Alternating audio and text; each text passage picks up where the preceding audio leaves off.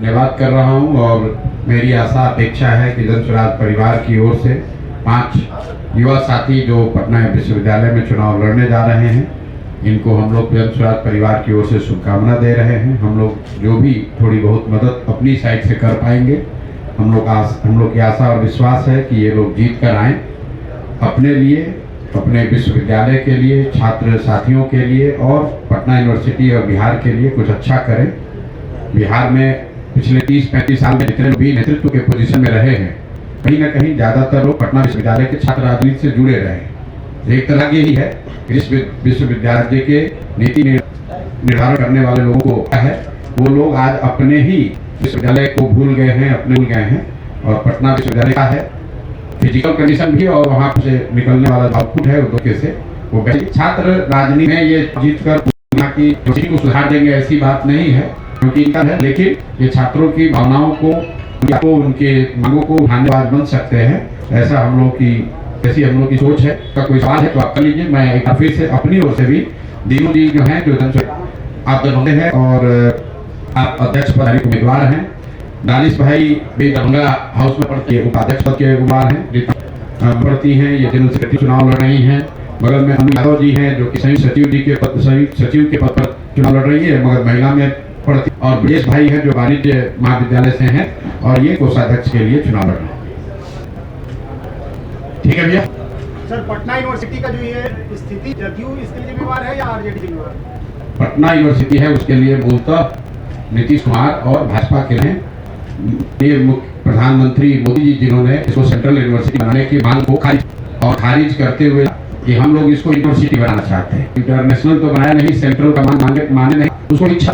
अभी अजय यादव जी बता रहे थे जो इंफ्रास्ट्रक्चर डेवलपमेंट मेट्रो के नाम पर, डबल डेकर के नाम पर जो एक पटना विश्वविद्यालय की एक सैंक्टिटी थी, उसको भी बना क्या बना, दिल्ली विश्वविद्यालय के में तोड़कर वहाँ पर मेट्रो को बना सकता है, वहाँ पर भी मेट्रो बना है। लेकिन हिंदू कॉलेज का या किरोड़ीमल कॉलेज का कोई बिल्डिंग तोड़ दी जाए, ये सिर्फ बिहार में ही संभव है। बताया कि साइंस कॉलेज का एडमिनिस्ट्रेटिव का पूरा बिल्डिंग ही तोड़ दिया गया। ये तो इसके लिए मैं सरासर यहाँ पर नीतीश कुमार को उनके सही भाजपा को दोषी मानता हूँ। आरजेडी की सरकार तो है नहीं पिछले 15-20 साल से।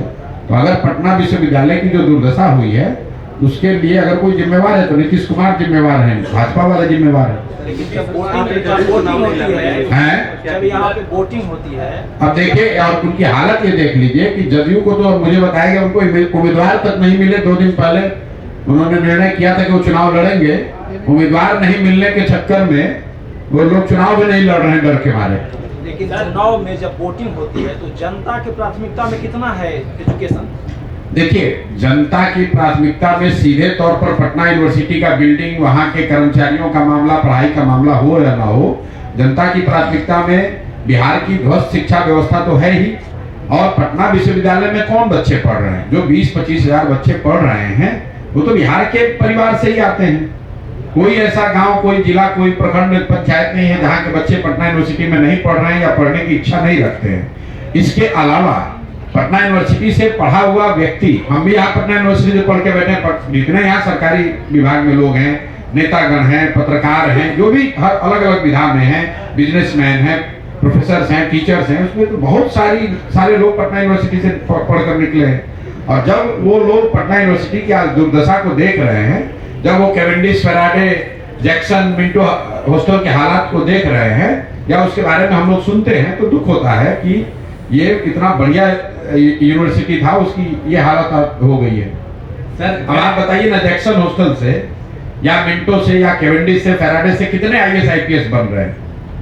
आज से 15-20 साल पहले इन हॉस्टल से लोग IAS IPS बनते थे, सिविल सर्विसेज डायरेक्ट लोग यहाँ से कम्पीट करते थे। अभी क्या दुर्दशा है, आप जाकर देख लीजिए।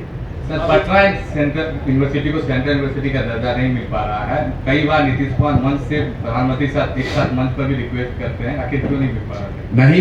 नहीं मिल पा रहा है क्योंकि नीतीश कुमार उसको मांगना नहीं चाहते हैं। नीतीश कुमार के मांगने पर उनको केंद्र में मंत्री पद मिल गया है। कितना सीट चाहिए ये मांगते हैं तो वो मिल जाता है, कितना विधायक लड़ेंगे ये मांगते हैं, मिल जाता है। 42 विधायक होने के बावजूद हम ही खुद मुख्यमंत्री बने रहेंगे ये मांगते हैं, वो मिल जाता है। लेकिन पटना यूनिवर्सिटी की जो छात्रों के, लोगों की, बिहार के जो एक भावना से जुड़ा हुआ सवाल है कि पटना यूनिवर्सिटी को सेंट्रल यूनिवर्सिटी बनाया जाए, ये मांग सिर्फ दिखावा करने के लिए उन्होंने मंच पर कहा, इसको शर्त नहीं बनाया। ये नहीं कहा कि भाई नहीं बनाइएगा तो हम इससे हमारे रिश्तों में खटास आ सकती है। 2 MLA का सीट अगर कम कर दे भाजपा वाला तो उसके लिए नीतीश कुमार दिल्ली जाएंगे कि भाई 2 सीट हमारा कम नहीं होना चाहिए, 1 मिनिस्ट्री कम नहीं होनी चाहिए। लेकिन पटना यूनिवर्सिटी छत बिछत हालत में है, उसके लिए कोई उनको फर्क नहीं पड़ता है। उससे भी दुखद बात यह है कि मान लीजिए सेंट्रल यूनिवर्सिटी नहीं बना तो जैसे PMCH को आप बड़ा बना रहे हैं तो आप बिहार सरकार के पास इतना पैसा है कि खुद इनको कहना चाहिए था। जिस दिन पर प्रधानमंत्री ने ये मना कर दिया पब्लिकली कि हम यहाँ पर सेंट्रल यूनिवर्सिटी नहीं बनाएंगे, उसी दिन मुख्यमंत्री को कैबिनेट की बैठक बुलानी चाहिए थी और ये घोषणा करनी चाहिए थी कि बिहार सरकार अपने संसाधन से पटना यूनिवर्सिटी को सेंट्रल यूनिवर्सिटी से भी अच्छा बना कर देगी। तब तो बिहारियों का सम्मान और गौरव होता। लोग बिहार देखिए, अभी ABVP वाले यहाँ चुनाव लड़ रहे हैं। आप जरा पूछिए तो कि भाई तुम्हारी सरकार है दिल्ली में, किस मुंह से तुम चुनाव लड़ रहे हो ABVP वाले लोग? जिस भाजपा के प्रधानमंत्री ने मंच से कह दिया कि सेंट्रल यूनिवर्सिटी का दर्जा नहीं देंगे, वो ABVP पटना यूनिवर्सिटी में चुनाव किस मुद्दे पर लड़ रहे हैं? MS शिवाई आए हैं चुनाव लड़ने। आप बताइए, अभी आप तेलंगाना में एक मुख्यमंत्री हैं जुमा 2 साल पहले बने, रेवंत रेड्डी। इस आदमी ने कैमरे पर कहा कि बिहार के लोगों के DNA में मजदूरी करना लिखा है। ये लोग बिहारी जो है ये मजदूरी करने के लिए पैदा हुए हैं। और MS शिवाई आकर उन्हीं बिहार के युवाओं के बीच में वोट मांगेगा, और वोट मांगेगा तो लड़के उस पर रिएक्ट नहीं करेंगे, बिल्कुल करेंगे। नीतीश कुमार की मानसिकता क्या दर्शा रहा है? नीतीश कुमार की मानसिकता शिक्षा और शिक्षण संस्थाओं के प्रति उदासीनता है, वो दिखाता है।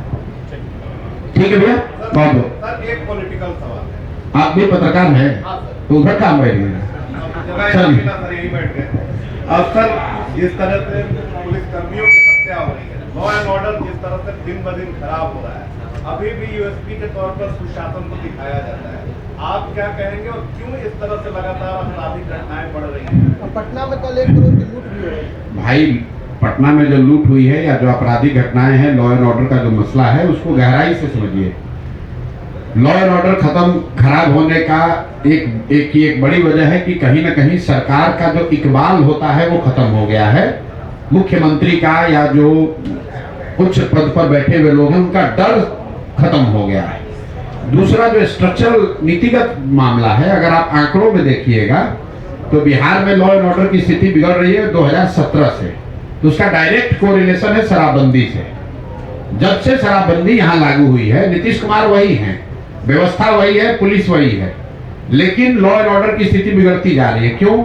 इसलिए कि उसी पुलिस प्रशासन पर जिसकी जिम्मेवारी लॉ एंड ऑर्डर की थी, उसी पर शराबबंदी लागू कराने, उसको चलाने, छिपाने, कमाने का इतना बड़ा बोझ आ गया है कि पूरा टाइम तो वो शराबबंदी और बालू माफिया से ही उलझने में लगा हुआ है। रूटीन लॉ एंड ऑर्डर का काम करता नहीं। और ये मेरे वक्तव्य नहीं है, इस देश के चीफ जस्टिस ने कहा कि बिना सोचे समझे शराबबंदी जैसे कानून बनाने से लॉ एंड ऑर्डर और लीगल पूरा सिस्टम उससे चोक हो गया है।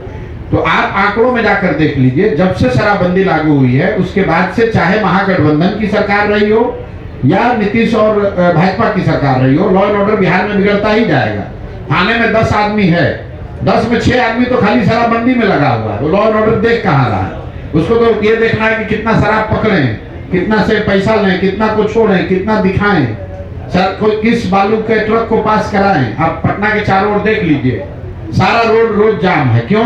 बालू माफिया यहाँ पर बालू से लोग ट्रक बालू से ढो रहा है। तो रात भर थानेदार और जो पुलिस वाला है वो तो बालू से पैसा कमाने वसूलने में लगा हुआ है। उसको कहाँ इस बात की चिंता है कि लूट कहाँ हो रहा है और कहाँ पर डकैती हो रही है। और कहीं ना कहीं नीतीश कुमार, मैं पहले से कह रहा हूँ, शारीरिक और मानसिक तौर पर शिथिल हो गए हैं। अब शारीरिक तौर पर थक गए हैं, प्रशासन की कोई चिंता है नहीं, कोई उनकी भागीदारी है नहीं, तो प्रशासनिक कार्यों में दिखेगा ही दिखेगा। जब आपके मुख्यमंत्री उनको समझ में ही नहीं आ रहा है, उनको बातें याद नहीं रह रही हैं, उनको जिला का नाम नहीं याद है, तो उनसे आप क्या अपेक्षा करेंगे? लॉ एंड ऑर्डर तो खराब होगा ही होगा। एक भैया, आप सभी पत्रकार बंधुओं से, इलेक्ट्रॉनिक और प्रिंट मीडिया के बंधुओं से मेरा निवेदन है कि आप जब भी कुलाधिपति महोदय से, राज्यपाल महोदय से जब भी आपकी रूबरू आप हों और कुलपति महोदय से, तो पटना विश्वविद्यालय में इंटरमीडिएट नीतीश कुमार 2005 में जब आए तो सबसे पहले उन्होंने इंटरमीडिएट की पढ़ाई खत्म की। देवानंद कुमार साहब ने पटना विश्वविद्यालय में इंट्रेंस से यूजी में एग्जाम लेने की घोषणा की थी और उसी से एग्जाम होते थे और उसमें बिहार बोर्ड के या जो गरीब मेधावी छात्र होते थे वो आते थे। अभी वर्तमान कुलपति महोदय हैं, उन्होंने यूजी में इंट्रेंस की परीक्षा को खत्म कर दिया है, जिससे आपके बिहार के तमाम मेधावी बच्चे उसमें नामांकन से वंचित हो जाएंगे।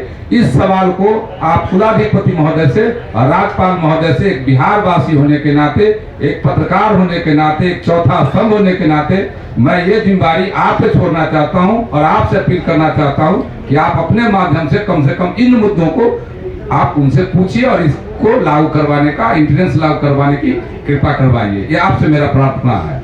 आज लालू यादव को ईडी समन किए हैं, कल तेज प्रताप यादव को रावड़ी को किया था, इसमें क्या लगता है आपको? क्या बोले बताइए, पिछले 20 साल से कोई पहली बार तो सम्मन किया नहीं गया है।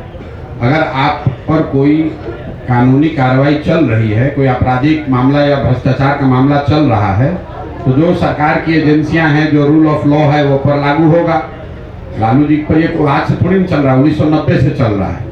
रोज नया नया केस आता रहता है। अब क्या केस सही है गलत है वो तो सरकार की एजेंसियां ही बताएंगी, हम लोग तो नहीं बता सकते। हम लोग तो आप लोग के माध्यम से पढ़ रहे हैं कि भाई आज ईडी ने केस कर दिया, आज सीबीआई ने कर दिया, कभी सम्मन मिल गया, कभी कोर्ट से बरी हो गए, कभी कोर्ट ने जेल भेज दिया। तो दो बातें हैं, एक तो आप गलत कीजिएगा तो आपको सम्मन तो फेस करना ही पड़ेगा। दूसरा ये भी हो सकता है कि भाई राजनीतिक द्वेष से अगर उनको परेशान किया जा रहा है तो भी आपको समय के साथ दिख जाएगा। लेकिन जहां तक लालू जी के भ्रष्टाचार का मामला है आरजेडी का, तो ये इसको तो कोर्ट्स ने जांच लिया, कन्विक्ट कर दिया। लालू जी जेल लालू जी को जाना पड़ा है और सिर्फ किसी एक दल के शासनकाल में नहीं, अलग अलग दलों के शासनकाल में, जिसमें कांग्रेस की भी सरकार रही, यूपीए की सरकार रही, लालू जी की खुद भी सरकार रही, अभी तो भाजपा वाले हैं। सभी सरकारों के रहने के बावजूद जो केस बॉर्डर स्कैम है वो तो चल ही रहा है। 25-30 साल हम लोग बच्चे थे तब से वो केस सुन ही रहे हैं। ये दूसरा है, ये लैंड फॉर जॉब। अरे भाई आप रोज कोई न कोई घोटाला कीजिएगा तो केस तो चलता ही न रहेगा। अब हम लोग उस पर क्या टिप्पणी कर सकते हैं? ना हमने केस किया है, ना हम इन्वेस्टिगेटिंग एजेंसी हैं, ना हम उसमें कोई विटनेस है, ना कोई हम उसमें प्रतिवादी है। केस हुआ है, हम लोग पढ़ रहे हैं, सरकार की एजेंसियां उसकी जांच कर रहे हैं, ये हम लोग सुन रहे हैं। अब जो निकल कर सामने आएगा वो आप लोग के माध्यम से हम लोग को भी पता चलेगा। ठीक।